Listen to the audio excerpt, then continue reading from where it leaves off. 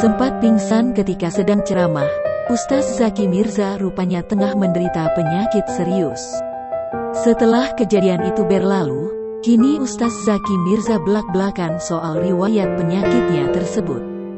Diakui Ustaz Zaki Mirza, kejadian jatuh pingsan seperti beberapa waktu lalu itu bukanlah yang pertama kalinya.